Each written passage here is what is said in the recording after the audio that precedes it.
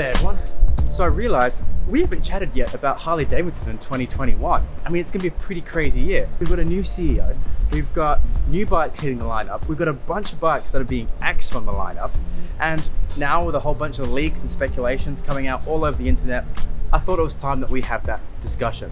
So I'm gonna jump on the bike, battle this rain on the way home, and then we're gonna chat Harley Davidson 2021. Subscribe if you haven't already. Let's go riding. Yeah. Don't you just love starting your bike up in a car park?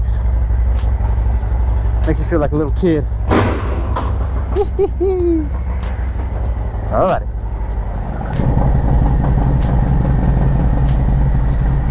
And away we go.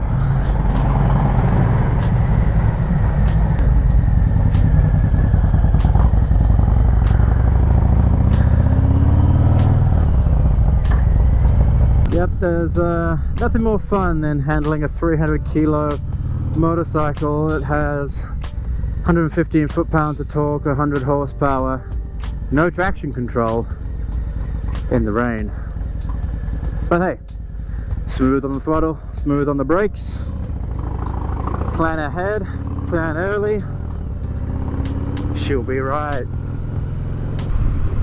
So I thought maybe we'd kick off this conversation with the discussion on Zeitz, the new CEO, and his new plans. Basically, you know, overturning everything Levertich, the previous CEO, had in store for Harley Davidson going forward, and kind of looking around on the internet and having a chat with fellow riders and fellow motorcycle enthusiasts.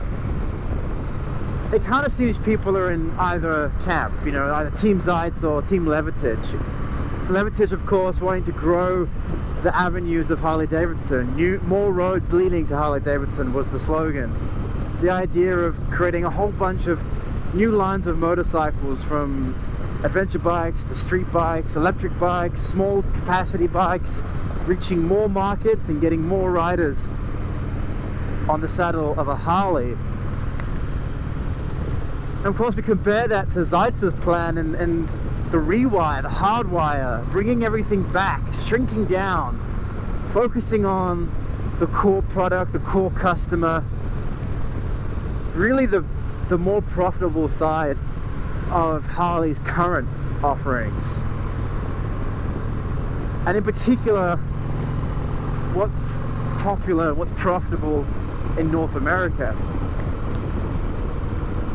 So because of that, of course, we've already seen a few announcements in terms of bikes being cut, and there seems to be speculation as to more bikes being cut from the lineup in 2021.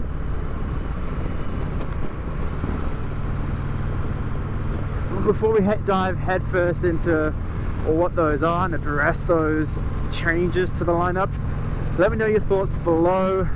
Are you Team Zeitz or are you Team Levertich? Do you want to see more roads to Harley, or do you want to see Harley focusing back onto its core product, its core customers? Which side do you lie?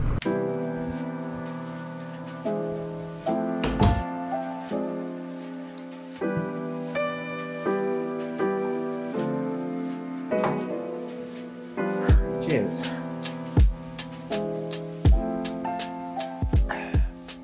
Well, now let's talk about the lineup from Harley Davidson in 2021. There's been a bunch of rumors, a bunch of leaks. What's going on? First of all, we know there are a few bikes that won't be making the cut, mainly in the Softail and the Sportster line. We know the Softails are going to be reduced, the FXDR is going, the Deluxe is going, and according to a dealer here in Australia, we're also going to see the lowrider disappear too. Now, not the S, but the standard chromed out lowrider. Bit of a surprising call, in my opinion. Now, that same dealer in one of their recent podcasts had it on good authority that the Sportster lineup too would be getting shrunk in half, and the Street Series would be disappearing altogether, except for countries like Australia, where the Street 500 is in fact the only legal Harley Davidson a beginner motorcycle rider can actually own. We're also going to see the Fat Bob and the Fat Boy move from offering both engine sizes in a 107 and a 114 Milwaukee 8 to only offering the 114. And this makes a lot of sense.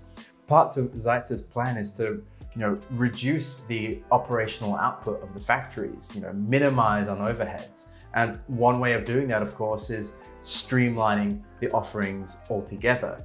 Having a bunch of different engines and engine parts and components really isn't cost effective. So streamlining everything into the 114 makes a lot of sense.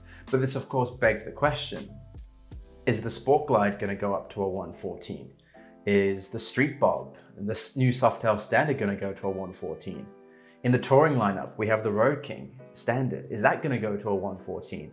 So these are some of the questions that have yet to be answered. And of course, everything that you've seen spreading across the internet and everything that even I'm saying now is all just hearsay. We don't really know what's going to be happening until we have the dealer meeting, which is scheduled probably for somewhere January, February in next year. Now, if you want to check out the podcast that I listened to get some of this information, I'm going to leave a link in the description below, so go give that a listen. In that podcast, they also presented some other plans for 2021. The Sport Glide. Now, I've seen a lot recently that people keep telling me the Sport Glide's going in 2021, all because a YouTuber guessed so. Well, you shouldn't listen to everything YouTubers say, including this guy.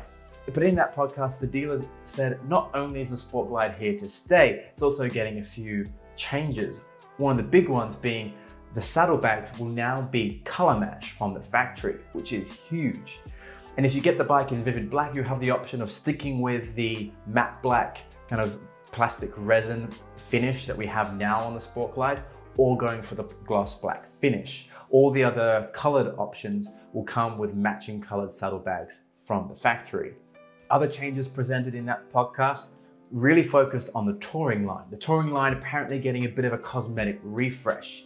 We're going to see LEDs in the headlights of all the bikes. So that includes your Street Glide and your Road Kings, which, is a long time coming.